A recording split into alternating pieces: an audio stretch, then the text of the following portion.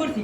আমি পক্ষ দলের প্রথম বক্তা বিষয়টি সংজ্ঞায়িত করব। এতে তিনটি দিক রয়েছে: জলবায়ু পরিবর্তন, উন্নত রাষ্ট্র এবং উন্নয়নশীল রাষ্ট্র। উন্নত রাষ্ট্র বলতে বোঝানো হচ্ছে শিল্পোন্নত রাষ্ট্র।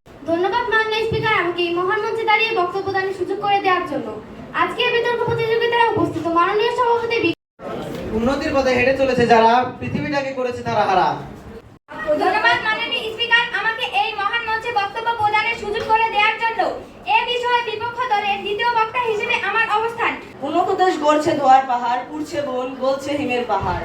দুর্ভোগ সত্যের মুখোমুখি দাঁড়িয়ে, যেখানে দোষ করেছে উন্নত দেশগুলো, কিন্তু ভুক্তভোগী হচ্ছে আমরা উন্নয়নশীল দেশগুলো। ধন্যবাদ মাননীয় মডারেটরকে আমাকে এই মহান মঞ্চে দাঁড়িয়ে বক্তব্য দানের সুযোগ করে দেওয়ার জন্য। যেমন কর্ম তেমন ফল।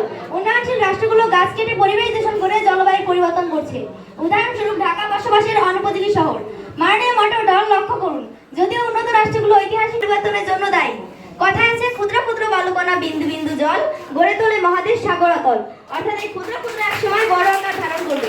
এই শুধুমাত্র উন্নত দেশগুলোকে দায়ী করাটা সঠিক মনে করছি না। স্বীকার করছি, জলবায়ু পরিবর্তনের জন্য উন্নত রাষ্ট্র দায়ী, কিন্তু উন্নত দিনে উন্নয়নশীল রাষ্ট্র একইভাবে বন উজাড় করছে। বই দিয়ে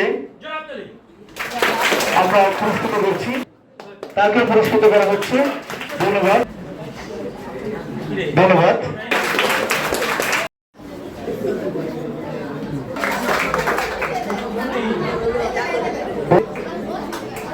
ধন্যবাদ।